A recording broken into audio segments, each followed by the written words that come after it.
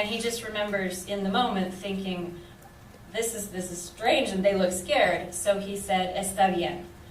He has limited Spanish now, but he knows how to tell them it's okay. And his first impression, he was confused, and the folks who were helping him build his fence tell him, "Oh, those are illegal aliens. That's what you just saw." And so he had to start learning about what that was. That was never something that he'd ever encountered before. And he describes that first encounter as very heartbreaking to him. He saw people, and he saw families, and he saw that people were hurting. He saw that people were desperate, and he saw that people were scared. And that was the first impression he had of illegals on his property. And he's building the fence. He hasn't put any wire up yet. He learns that it's likely there will be more such people who are coming across his property. And he thinks, well, I mean, that's not great, but what can I do about it? And so he purchases some smooth wire for the fence. The top strands on the fence are barbed wire. The bottom wire is smooth wire. Because he knows if people are going to be coming through, he at least doesn't want anybody to get hurt. Over the years, and again, it's many years he's on this property, over the years he sees some more things start to transpire. He doesn't see people close up very frequently. He sees people from a distance, if he sees people at all. He sees people who are family groups, and he knows they're family groups because they're people who are men, who are women, who are children, all sort of traveling together. In the early days, everybody's wearing ordinary clothing, so no different from the clothing you might see if you just walk around outside today. And in the early days, he doesn't encounter very many problems, and he doesn't feel afraid. He feels these people are actually more afraid of me than I am of them, because they run when they see me, they get scared. He starts to pick up on, as he goes out, and he goes out every day on his ranch. He's a cattle rancher. He's out there every day. He sees trails. He sees tracks. He sees different signs throughout the day, every day, of people coming through his property. He sees what he describes as campsites, meaning a place where people stay for longer, perhaps past the night. In these areas, he finds water bottles, he finds clothing, he finds discarded food items, all sorts of things just to tell him, even though I didn't see people, I know people were here because here's signs of people being here. And he learns over the years where these sites are. And over the years, as he's out on his property, if he happens to have a water bottle with him, he'll leave a water bottle at one of those sites, because he doesn't want anything bad to happen to anybody on his property. He's a compassionate man, and he doesn't want people on his property, but he understands that people have their own lives and they're trying to do something out of desperation. He starts to communicate with Border Patrol. These ranches that are on the border have a program called a Ranch Liaison Program. And that program involves a person, the ranch liaison, whose job it is to connect ranchers on the border, establish rapport, establish communication with them, in order that this rancher who's out here in this vast area can have somebody to access, to talk to, whenever something happens or whenever something is seen. And so over the years, Mr. Kelly becomes familiar with a number of ranch liaisons who cycle through that position. He reports things to the ranch liaison that he sees. He's told by the ranch liaison, if it's a criminal issue, you can call 911. If it's a border issue, so if there's an issue with any kind of illegal immigration on your property, call the ranch liaison. The ranch liaison also sends information to the ranchers. So if the ranch liaison is aware that there's a big group of people in a certain area, if it's near a ranch, the ranch liaison will communicate that to the rancher to say, here's a heads up, I'm letting you guys know there's this number of people in your area, things of that nature. If Mr. Kelly were to ever see a helicopter circling his property, for example, and he doesn't know what's going on, he calls the ranch liaison, because that's whose helicopter that is, and they're going to know what's going on, and they'll inform him of what's going on.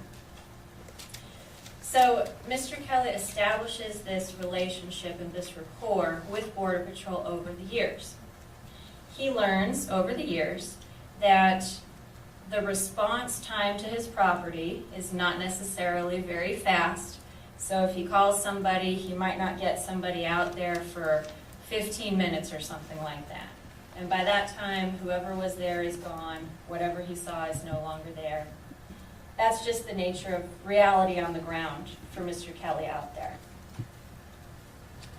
This is all pretty fine and dandy for many, many years. And then things start to change. Mr. Kelly starts to see different things. He's not seeing as many family groups anymore. Mr. Kelly starts to see individuals carrying backpacks. Men, always men, carrying backpacks and going along the fence lines. He knows that these are individuals engaged in illegal activity because when they see him, they run away. Still, people run away from him.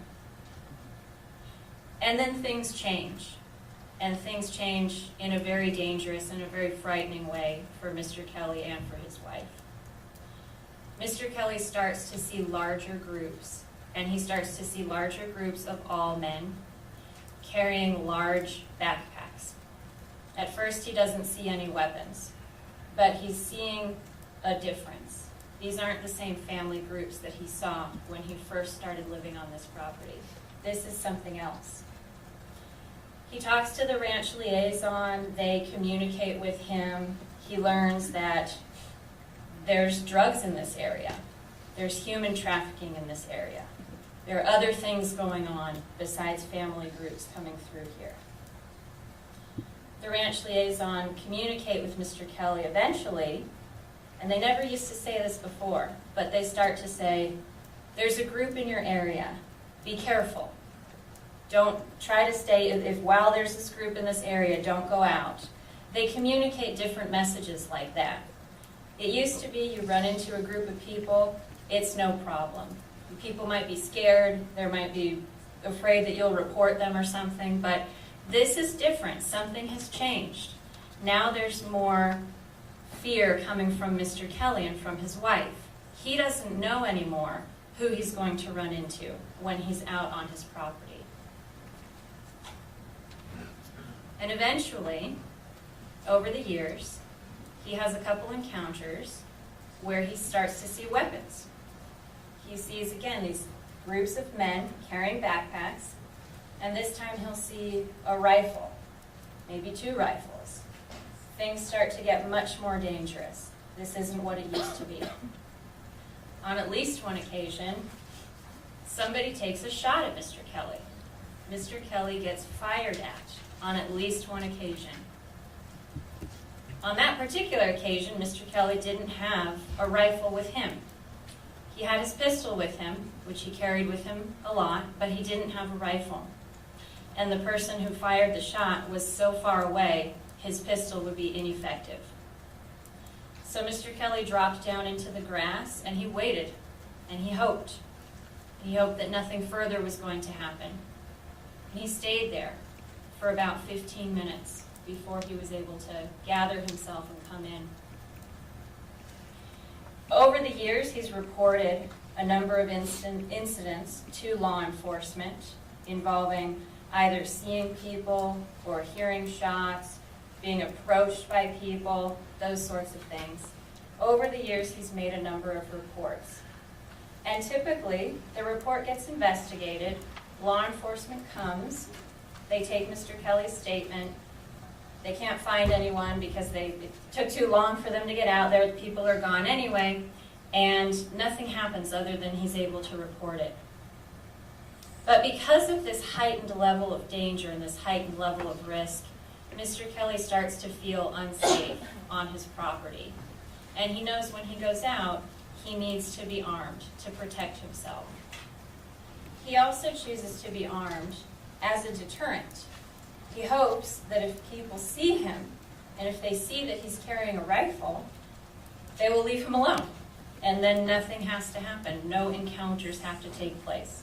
Mr. Kelly does not wish for a violent encounter. This is some of the background coming from Mr. Kelly and his wife. You'll hear them talk about these types of things and what's going on their property. You're also going to hear from a number of different Border Patrol agents who have experience out in that property and in that general area, who know the area. Border Patrol knows what's going on out there. They know which types of people are out there and what they're doing. And this is an area, Mr. Kelly's ranch is about 1.5 miles north, as the crow flies, from the border wall. And you're going to hear something called the end of the wall. You're going to hear that described by witnesses in this case. 1.5 miles south of Mr. Kelly's property is the international border between the United States and Mexico. And there's a wall out there, and then it ends. There's a very tall wall. It's metal. It has razor wire on top. It's pretty big and pretty imposing, pretty difficult to climb over or get around. And then it just stops. That wall just stops. And after that, there's a little barbed wire fence, and there's what are called Normandy barriers, which are sort of metal crisscross things that will stop a vehicle, but they won't stop people.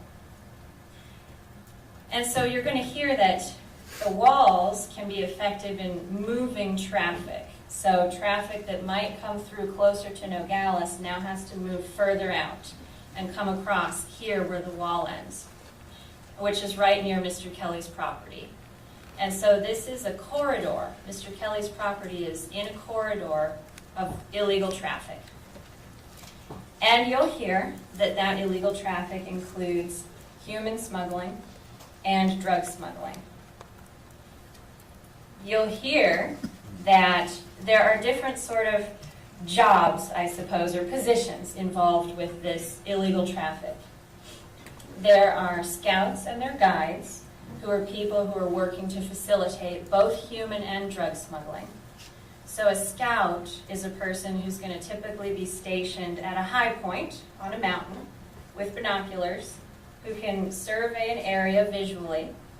They're typically wearing camouflage, typically trying to conceal themselves, and they have a radio with them so that they can see where Border Patrol is, they can see where a group is that might be going through for whatever reason, they can see where the pickup point is, and they can relay this information on the radio to the bad guys on the ground who are trafficking the people or trafficking the drugs through the area. You're also going to hear that out there are guides, or coyotes. But the coyotes are the guides, and those are the folks who are guiding groups of people through this area. A guide will have a radio. A guide might be listening on the radio to a scout or to somebody else. A guide will be responsible for bringing either people or people who are carrying drugs or just people to a certain location. You're also going to hear that there are other groups out there that are called either rip crews or bandits, depending on which term you prefer. But there are groups of people out there who try to take advantage of the illegal traffic that's going on.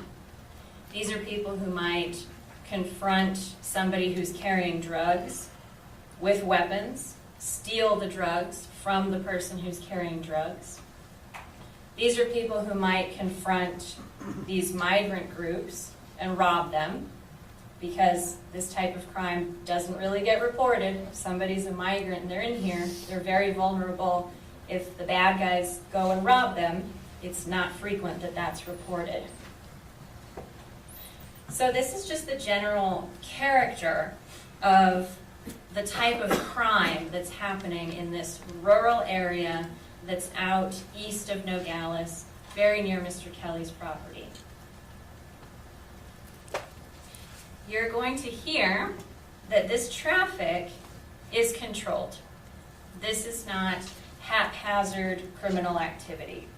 This is organized criminal activity. And there's a hierarchy of organization involved in these trafficking enterprises. And you're going to hear that everything is controlled, including illegal migration, by these higher up drug trafficking organizations. You're going to hear that nothing goes through there. No drugs, no people, no nothing, no asylum seekers, no nothing, unless there's some sort of knowledge or approval from these organizations who control this territory. As such, you're going to hear that sometimes these organizations will retaliate against a guide, let's say, for various reasons. Perhaps this guide lost a load of drugs that he was supposed to deliver. Perhaps this guide stole a load of drugs that he was supposed to deliver. Perhaps this guide talked to the wrong person, gave information to the wrong person. Perhaps this guide smuggled a little bit extra without permission. Smuggling extra without permission is not allowed either. This is all happening in the area of Mr. Kelly's ranch. This ranch is isolated, it's secluded. There are Border Patrol cameras that are out there looking at the National Forest and looking at some of the properties out there. These cameras are not regularly pointed on Mr. Kelly's property. And the smugglers who use this area, they know how to avoid the cameras, they know how to go under the radar. Smugglers in that area are largely successful at what they do.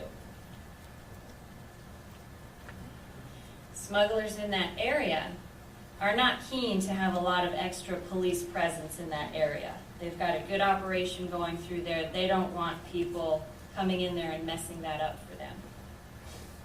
Mr. Kelly's property is a good corridor because it's right there north of where the wall ends, which is where people are coming through. And it's also right on the way to a road called Duquesne Road, which goes east to west out there. And that's a good pickup location. People who move drugs and people drop things off into a vehicle takes them somewhere else. Duquesne Road is known for a lot of that sort of traffic.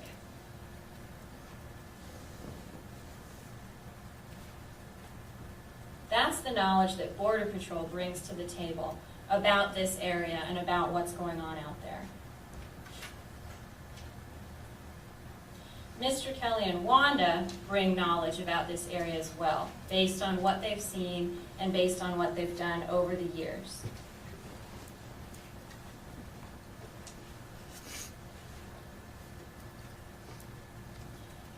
We mentioned too that Mr. Kelly and Wanda both feel less safe over time as they're on this property, as they're receiving this information, and as they're looking at more evidence.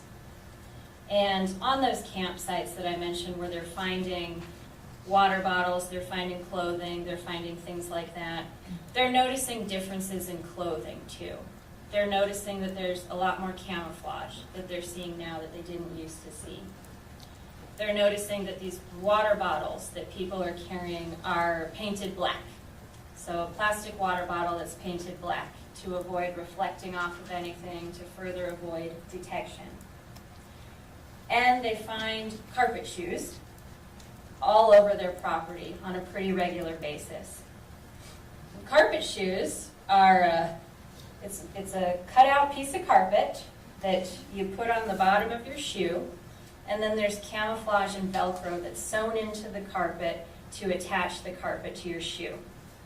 And they learned that these are tools that are also used by smugglers to try to avoid being tracked, because Border Patrol tracks people, and carpet shoes, hopefully for the smugglers, tend to avoid that.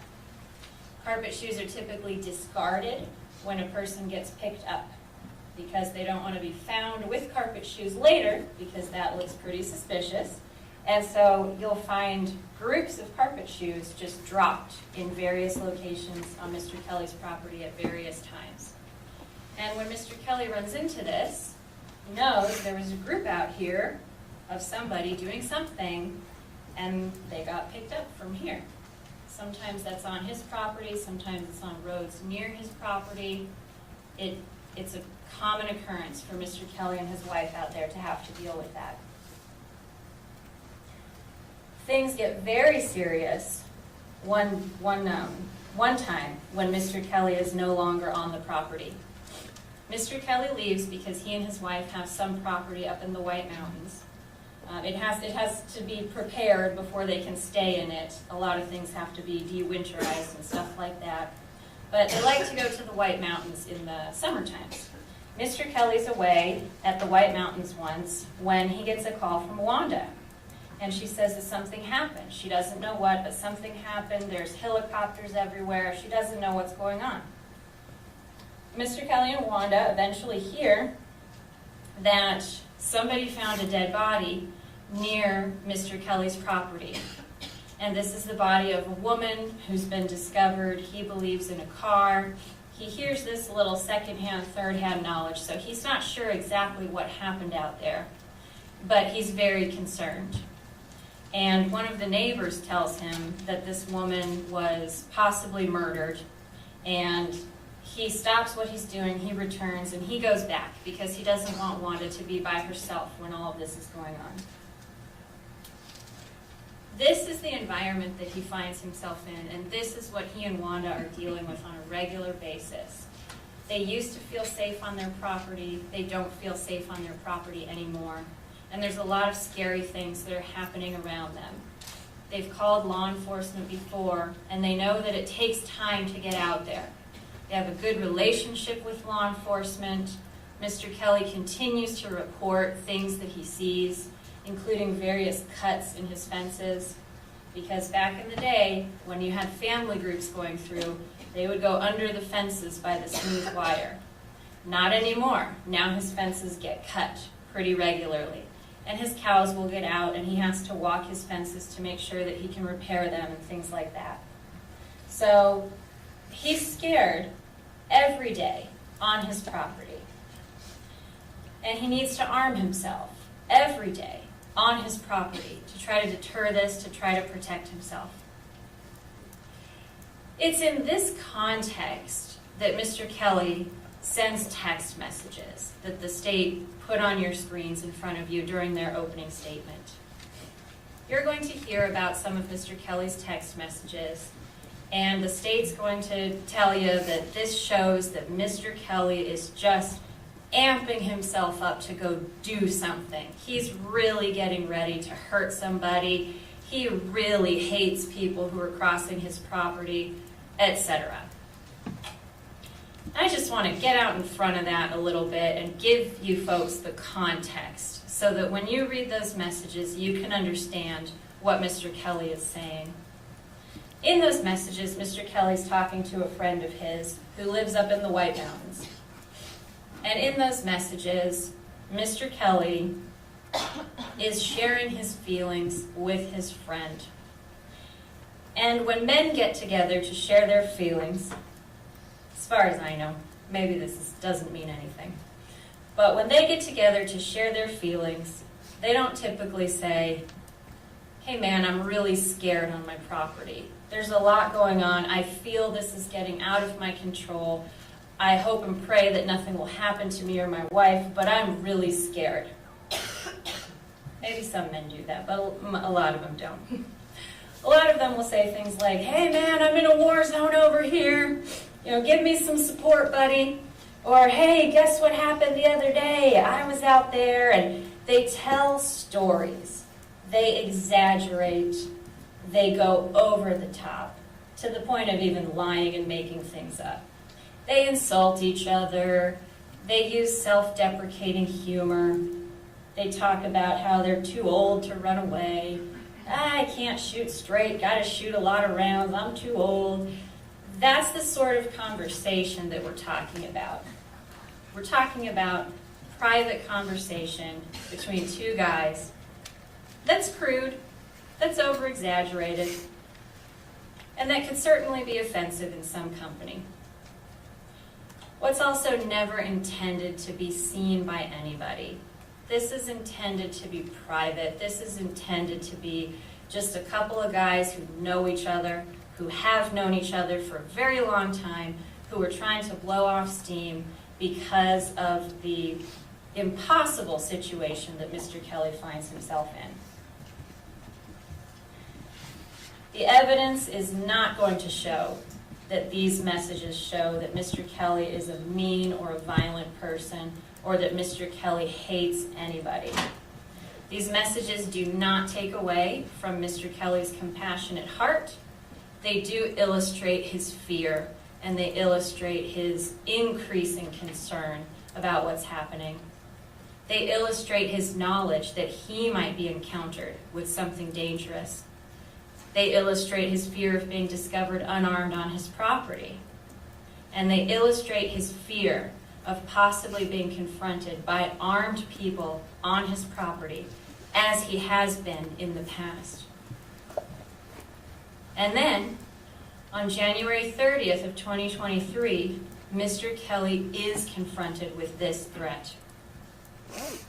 January 30th starts out a day like any other day on Mr. Kelly's ranch. He goes outside, he does his chores, he's got his animals, he's checking on them. And then he goes inside to eat lunch. It's a late lunch, it's around 2 o'clock, something like that. His wife Wanda is in the house and she's playing with the cat when this happens. And Mr. Kelly's making his sandwich, and he looks up and he sees something out of the windows in front of him. From where he's standing, and the state showed you that picture where they showed here's where the body was, here's the view that he got. Mr. Kelly's not standing on his patio when he looks up. He's standing inside his house and looking out windows. That view that the state showed you in that picture, that's impossible to see from where Mr. Kelly's standing inside of his house. You go outside on the patio, it's extremely difficult to see.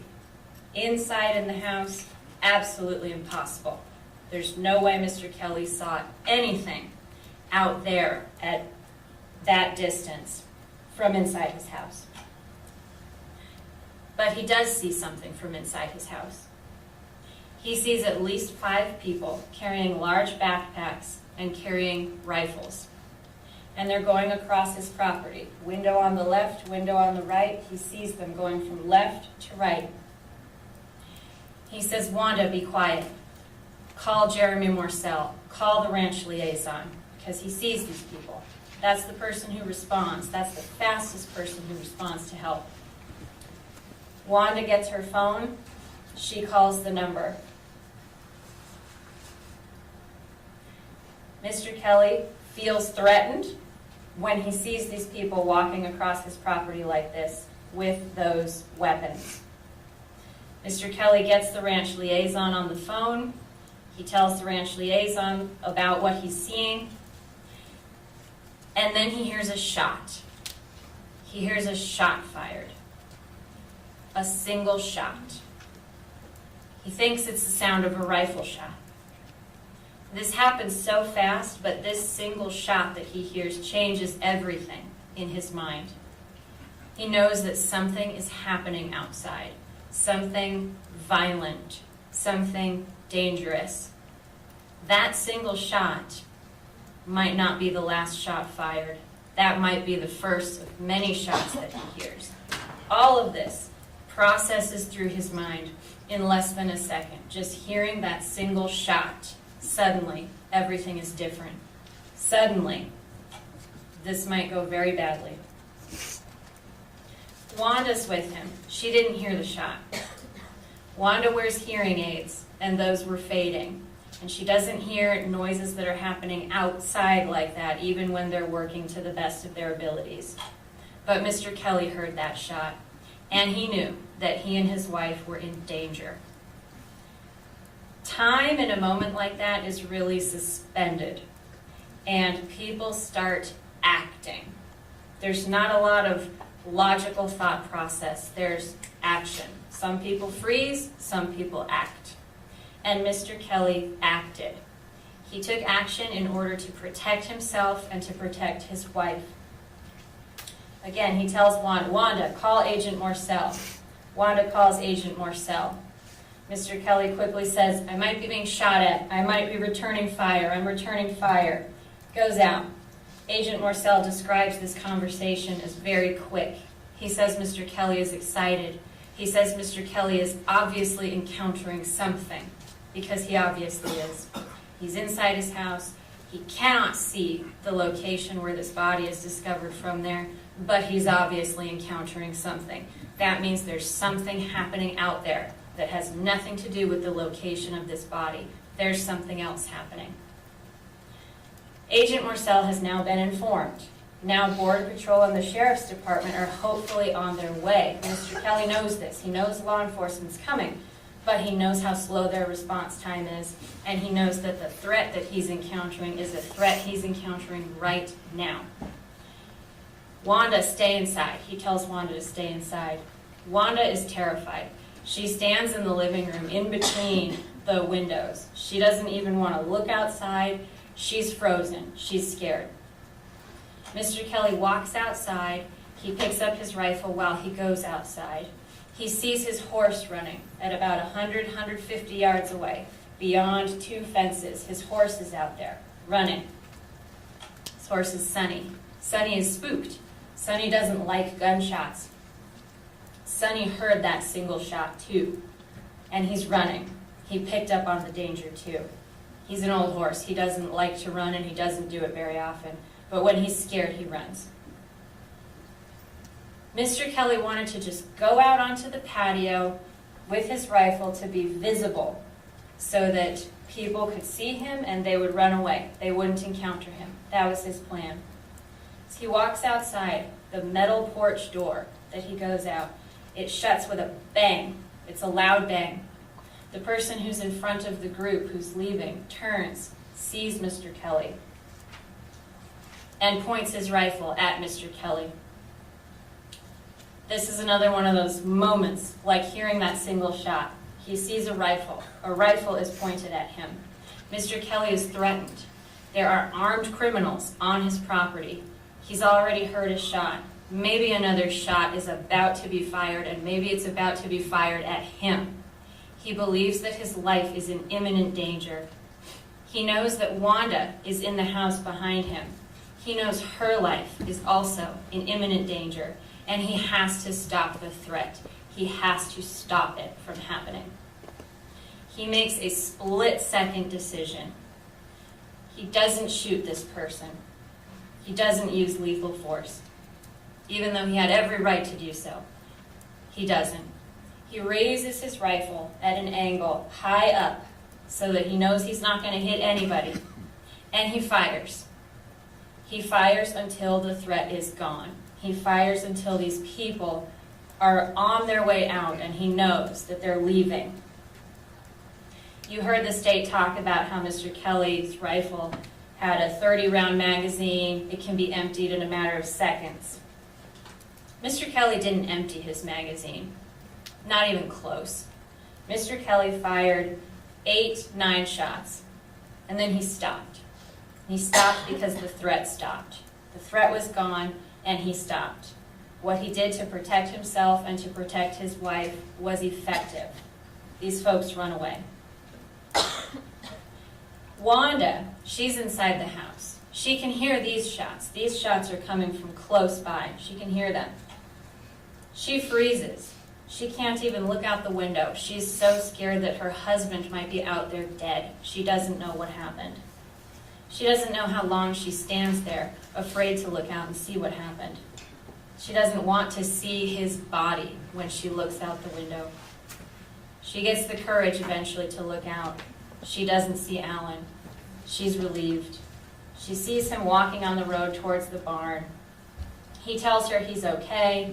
He says he's going to go check on his barn, and he walks in that direction to make sure that his barn is secure. He walks on his road to make sure people are gone and to make sure he and his wife are truly safe. As he does that, he has another phone call with Agent Morcell. He tells Agent Morcell that he saw these folks, and Agent Morcell asks him if Mr. Kelly was being shot at or if they were armed. Mr. Kelly says something to the effect of, "It's too far away to tell if they are all armed." Something along those lines. Agent Morcell interprets that as Mr. Kelly saying, Now he doesn't say anybody is armed. Now he's changed his statement. This misunderstanding between Mr. Kelly and Agent Morcell is later used against Mr. Kelly. Unfortunately, the phone calls that Mr. Kelly has with Agent Morcell are not recorded, and so we're never going to know the exact words that Mr. Kelly used in this case. And this is the first of a very unfortunate theme in this case. The theme of words being changed, of meanings being misunderstood, of statements being twisted. And we will see this again. Agent Morcell, eventually, he sent his agents out there, the sheriff's department. They're going out there to investigate this offense, to see what's happening. They get out there and they begin to search the area. The deputies who are searching the area are themselves carrying rifles because they're told the nature of the call. There may be armed people, there may be shots fired, so they're taking precautions.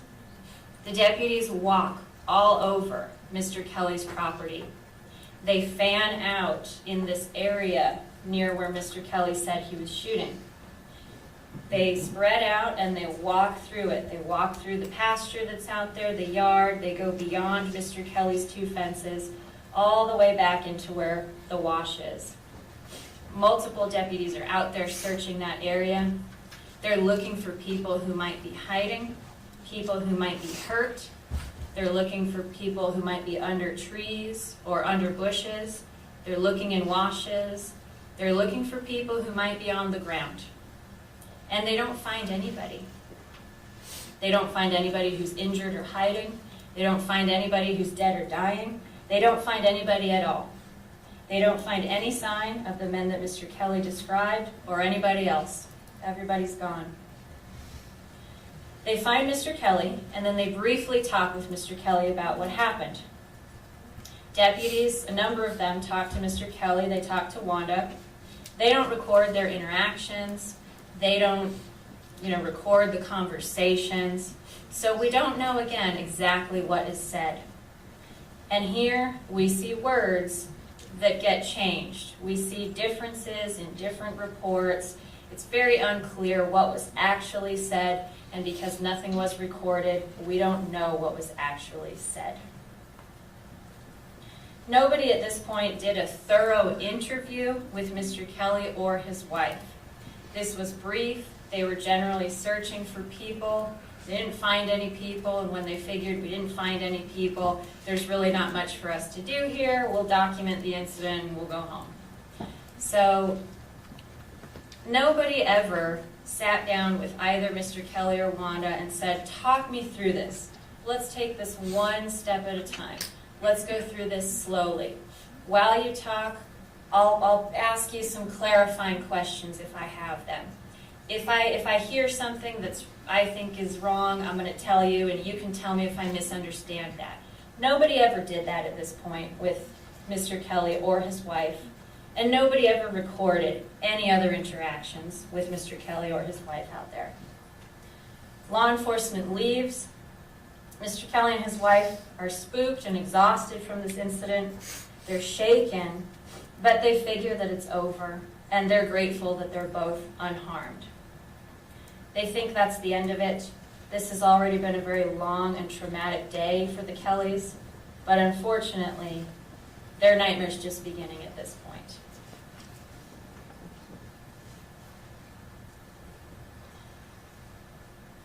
Later that evening, they think this is all over. Everything's over and done with. Later that evening, Mr. Kelly goes outside to check on his horse. He always brings Sonny, the horse, into the closer pastures in the evening, and this is part of his routine. He's checking on Sonny again because Sonny was very spooked during this incident, and he wants to make sure again that his horse, Sonny, is okay. Mr. Kelly's dogs, he's got 2 dogs, they go out with him. They go everywhere with him. 2 dogs are always with Mr. Kelly when he's out on his property. He goes outside and he's getting his horse taken care of and squared away for the night, and then he notices that his dogs are looking at something.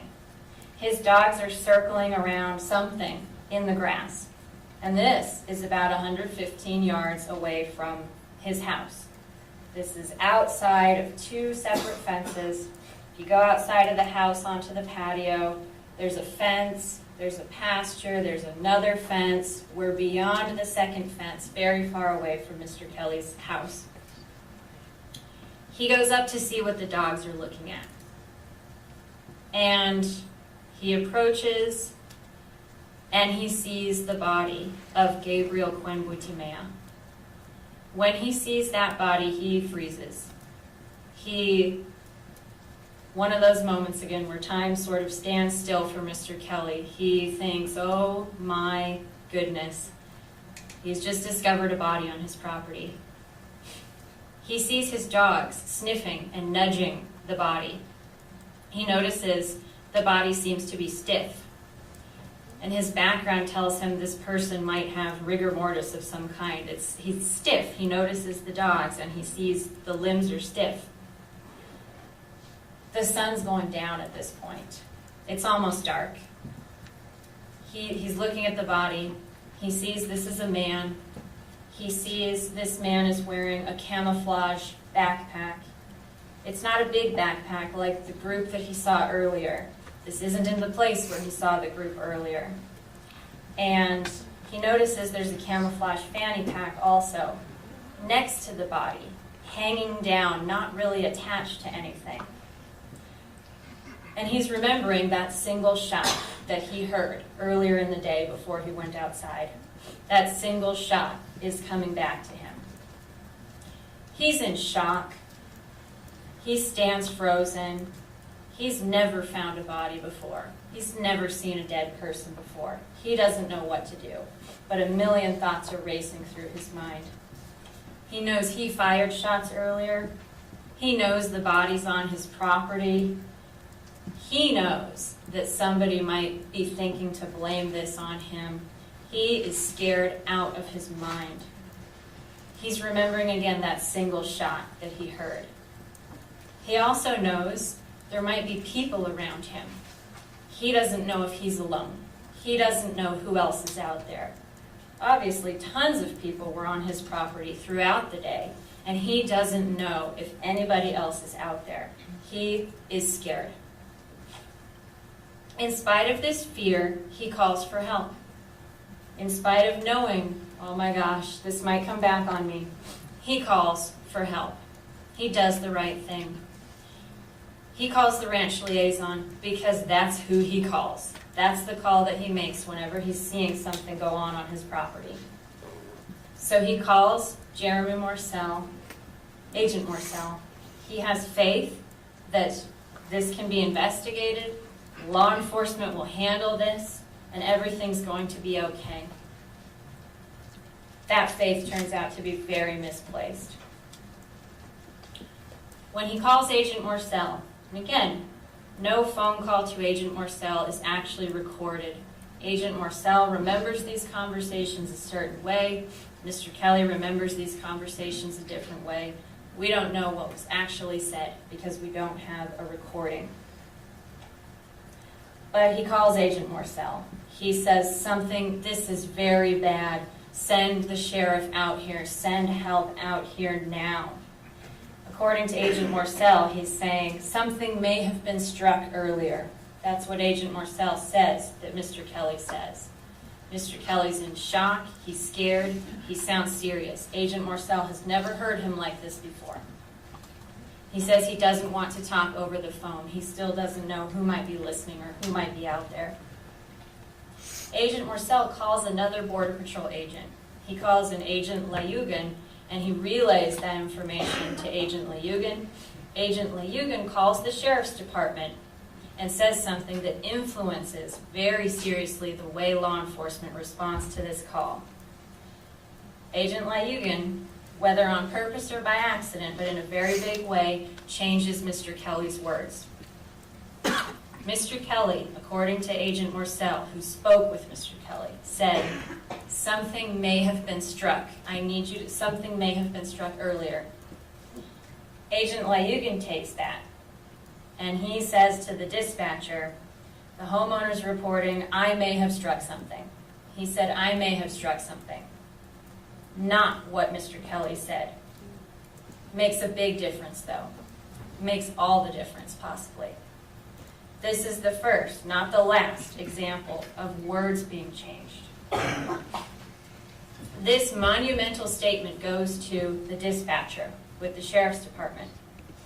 This is the person who's responsible for telling the deputies who are going out there, responsible for telling them, here's what you're going to see, here's what you're going to encounter, this is the call that came in. So when she gets on the radio to tell the deputies to go out there, she's saying, the homeowner says he may have shot someone. Now it's not may have struck someone, it's he may have shot someone. That's what the homeowner said. I may have shot someone. Not what Mr. Kelly said. That's what law enforcement hears when they're on their way to answer this call.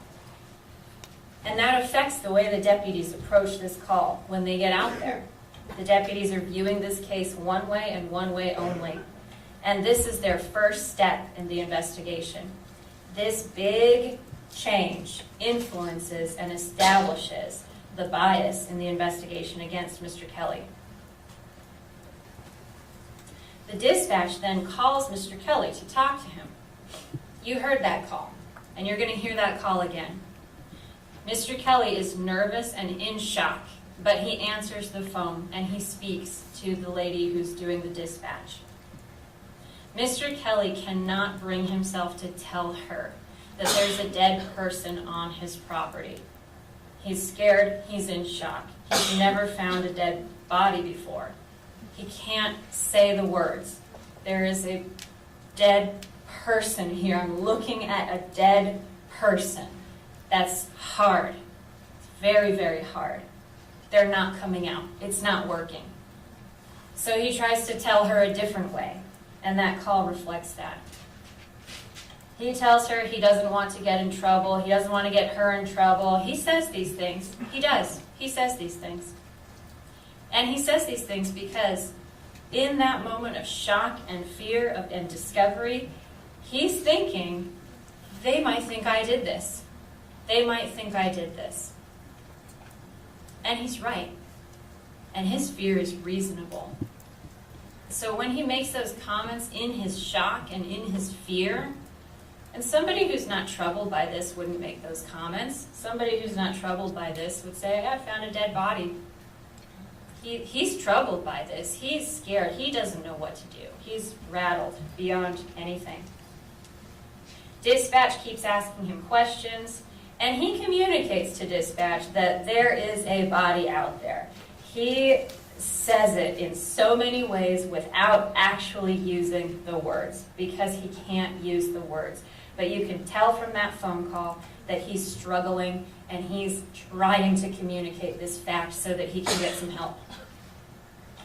He says, there's the body of an animal, as opposed to a vegetable or a minute. You know what I'm saying. He's trying to get dispatch to acknowledge what he's saying. He's not trying to treat anybody in an inhumane manner. He's trying to communicate the facts in the only way that he can to find the words to do so.